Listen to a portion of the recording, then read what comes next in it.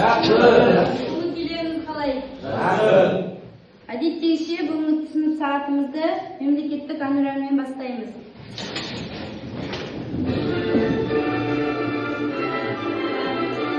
Алтын күн аспаны, алтынмен даласы, ерліктің дастаны еліме қарашы.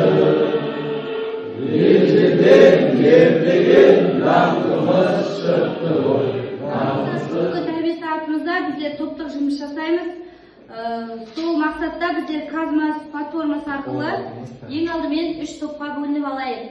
Орналасып болсақ, ең бірінші топ адалдық, екінші топ табыс, үшінші топ еңбек тобы болып бөлінді 3 топқа.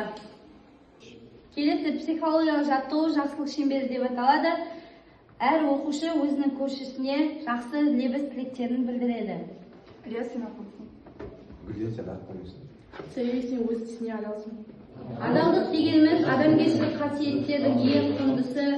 Адалдық бұл адам өміріндегі шынайылық, әділеттілік, жауапкершілік, ар-ұжданда өмір сүру, өтірік айтпай, жауапкершілікпен өмір сүру, және де адал азамат ол қоғамның болашақтың кілті, тірегі.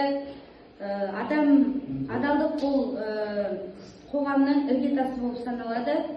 Яғни сыйластықта, адалдықта өмір сүру болып саналады.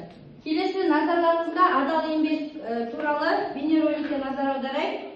Хабарландыру бойынша хабарласып тұрып. Қандай хабарландыру? Бұл ақшаңыз табылайтын адамға күндігіне 2000 теңгеге жұмысшыға жетіп деп жазған екенсіз де? Соған жұмысшыға жеткен? Оқушылар жаңа көрген бейнеролик бойынша өз ойларыңызды білдірсеңіздер. Бірінші топ еңбек. Айша. Адал еңбек, еңбекқорлықпен адал жолмен табыс табу деп есептеймін. Келесі топ табыс тобы. Адалдық бізде әр істің ерекшесі, және де өз жұмысына жауапкершілікпен және адалдықпен қараған адам ғана құрметпен нәтижеге ие болады. Келесі адалдық тобы. Адалдық адам бойындағы ең асыл қасиеттердің бірі, ол өмірдегі жақсылыққа толы болуының кепілі. Келесі балалар әр топқа QR-код арқылы тапсырмалар берілген, топтық жұмыс орындайды.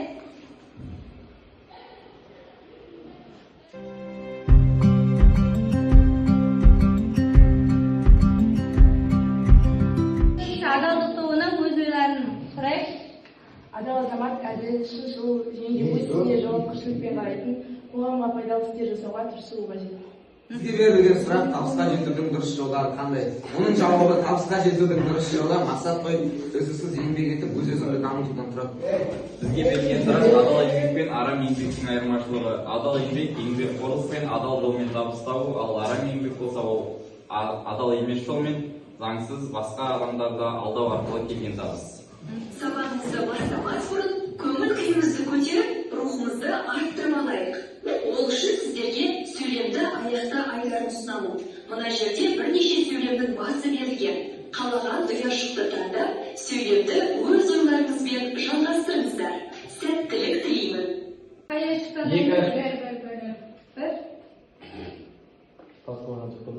Әділ болу дегеніміз не? Әділ болу дегеніміз ол барлық шындыққа бірдей қарау және барлығымен бірдей қолдау деп түсінемін. Келесі адалдық тобының сұрағы өз ісіме жауапкершілікпен қараймын. Себебі? Өз ісіме жауапкершілікпен қараймын, себебі жауапкершілік мені дұрыс таңдау жасауға көмектеседі. Алар біздер әр аптаның, әр айдың дәйекшілерін міндетті түрде есте сақтауымыз қажет. Осы айдың дәйек сөзі қандай болды? Осы аптаның дәйек сөзі қандай? Тура биде. Туған жоқ. Жақсы, өте керемет. Келесі Шәкәрім Құдайбердіұлының нақыл сөздерін тыңдайық. Артықпен алған мал мен атақ адамды биік етпейді.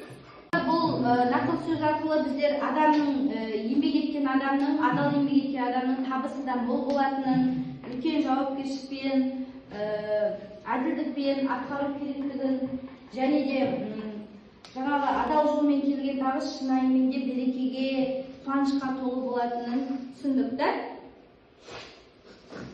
Адам өміріндегі асыл қасиеттердің бірі адалдық тақырыбын таныстық, соған байланысты өздеріңіздің білімдеріңіз өмірлік азық болады деп сенемін.